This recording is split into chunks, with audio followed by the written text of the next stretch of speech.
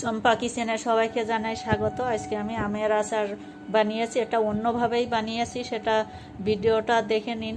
এটা খুব সুন্দর, এটা টকটক হবে, মিষ্টি অল্প। এবার মিষ্টি ভালোবাসলে সে চিনিটা বেশি দিলে তখন তো মিষ্টি হবেই। এবার টকটক মিষ্টি মিষ্টি আচারটা খুব সুন্দর লাগে শুধু খেতে। এটা ভিডিওটা না দেখলে পুরোটা বুঝতে পারবেন না যে এটা কিভাবে বানিয়েছি। এটা খুব দারুণ, এটা খুব সহজ রেসিপি, এটা বেশিক্ষণ লাগে না, খুব তাড়াতাড়িও হয়ে যায়। আমি এখানে আম নিয়েছি, 3-4টে আম নিয়েছি, কিন্তু আমটা আমি এইভাবে টুকরো করে কেটে নিচ্ছি। আমটা নিয়েছি কিন্তু আমি কাঁচা আম, কিন্তু কাঁচা আম যে পাকতে যাচ্ছে সেই আম, কিন্তু এটা কিন্তু পুরো পাকা আম না, নরম না। পাকা আম তো নরম হবে, সেটা কিন্তু হবে না, এটা কাঁচা আমেই অথচ পেকে যাচ্ছে, সেই আমেই কিন্তু এই আচারটা বানাতে হবে। না তো এই আচারটা অত ভালো হবে না পাকা আমে, আবার পুরো কাঁচা আমেরও কিন্তু অত ভালো হবে না। একটু পাকতে যাচ্ছে সেই আমেরই আচারটা ভালো হবে। এটা খুব তাড়াতাড়ি বানানো যায়, কিংবা খেতেও খুব সুস্বাদু।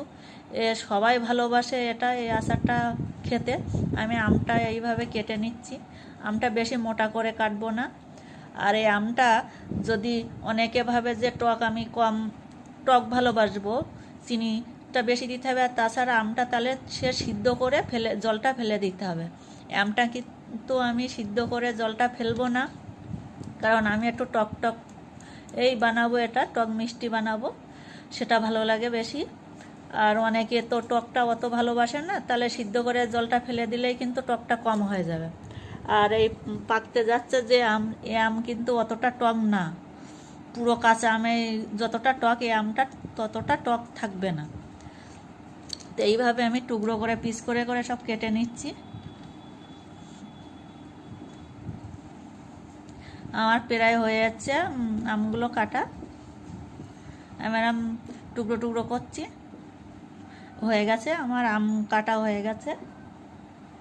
আমি একটা কড়াইতে চিনি দিয়ে দিয়েছি, এতে চিনিটা কিন্তু খুব বেশি লাগবে না, অল্প চিনিই লাগবে, কারণ পরে চিনির গুঁড়ো দিয়ে দেবো, তাই জন্য চিনিটাও অল্প। আমি যা দিয়েছে তার ছাড়া কমেও দিতে পারেন।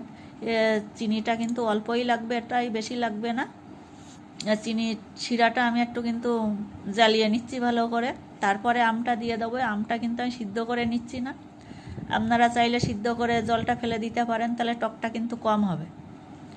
আমি এই চিনির ভেতরে আম টুকরোগুলো দিয়ে দিচ্ছি, আমি ভালো করে নাড়াচাড়া করে নেব। এটা কিন্তু আমটা দেওয়ার পরে একটু জল বেরিয়ে আসবে, তাই জন্য আমি চিনির শিরাটা একটু ঘন করে নিয়েছিলাম জ্বালিয়ে। এটা আমটা দেওয়ার পরে কিন্তু জল বেরিয়ে যাচ্ছে, হালকা হয়ে গেছে শিরাটা এখন, কিন্তু আমি জ্বালিয়ে শিরাটা ঘন করে আনতে হবে। এটা যতক্ষণ ঘন না হচ্ছে আমি কিন্তু ততক্ষণেই জাল দেবো। এই আমটা গলবে না, এই আমটা নাড়াচাড়া করলেও গলবে না। আমি নাড়াচাড়া করছি, দেখুন গলছে না, কিন্তু এই আমটা হওয়ার পরে কিন্তু আবার একটু রোদে দিতে হবে। কিভাবে রোদে দিতে হবে সেটা দেখে নিন।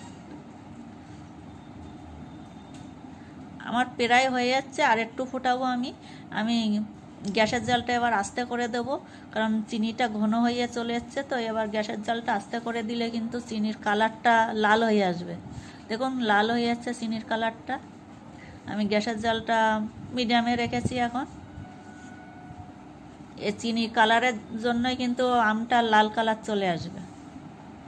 এইভাবে আর একটুখানি কিছুক্ষণ আমি নাড়াচাড়া করব, কারণ চিনিটা ঘন হয়ে গেছে, তো তাই জন্য কিন্তু লাল কালার চলে আসছে।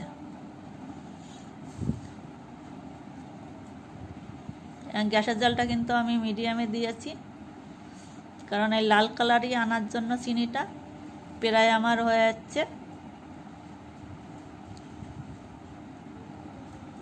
এবার আমি গ্যাস বন্ধ করে দিয়েছি, কিন্তু চিনি গরম তো ফুটছে, গ্যাসটা কিন্তু আমি বন্ধ করে দিয়েছি।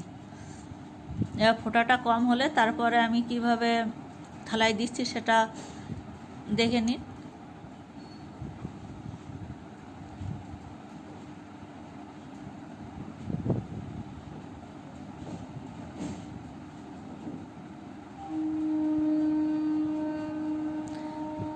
গ্যাস বন্ধ করে ঠান্ডাও হয়ে যাচ্ছে, দেখুন ওই শিরাটা কিন্তু ঘন হয়ে যাচ্ছে। আমি আমটা তুলে থালায় দেবো একে একে।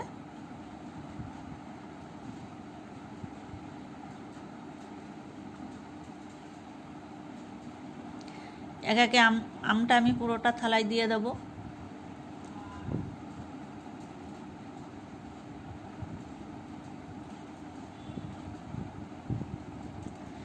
এইভাবে সাজিয়ে সাজিয়ে দেব যাতে রোদে ভালোভাবে শুকিয়ে যায়। এটা কিন্তু পুরো শুকাবো না, এমনি রোদে শুকাবো, তাই বলে যে একবারে চামড়ি হয়ে যাবে সেইরকমভাবে কিন্তু রোদে শুকাবো না। এটা শক্ত হয়ে আসবে সেইভাবেই শুকাবো রোদে,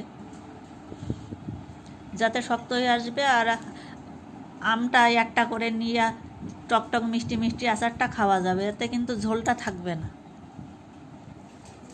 আমের রসটা যে অল্প একটু চিনির রসটা যে বেশি থাকবে সেটা কিন্তু এটা থাকবে না। চিনির রসটা আমি আলাদা করে রেখেছি, যা বেশি আছে এটা আমি রোদে দিয়েছি, ছাদে নিয়ে রোদে দিয়েছি। এটা রোদটা ভালোভাবে খাওয়াবো। এই যে শক্ত হয়ে যাচ্ছে আমার, আমি তুলে নিয়ে যাচ্ছি। কয়েক ঘন্টা বাদে আমি তুলে নিয়ে যাচ্ছি, ভালো করে শুকিয়েছে। আমি চিনির গুঁড়ো দিয়ে দিচ্ছি থালায়। আমি আমগুলোর ওপরে কিন্তু চিনির গুঁড়ো দিয়ে দিচ্ছি। এবার এই চিনির গুঁড়োটা যেহেতু দিচ্ছি, এটা কিন্তু টকটক মিষ্টি মিষ্টি লাগবে, খুব দারুণ লাগবে খেতে।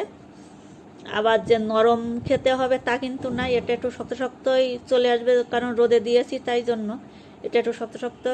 যে তাই বলে যে দাঁতে লাগবে শক্ত, সে শক্ত না। মানে আমটা কাঁচা আম যেমন আচার করলে সেটা একদম নরম থাকে, এটা কিন্তু সেই নরম না, কারণ রোদে দিয়েছি তো একটু একটু শক্ত হয়ে যাচ্ছে। দেখেই তো বোঝা যাচ্ছে যে একদমই নরম না, আবার যে খাওয়া যাবে না।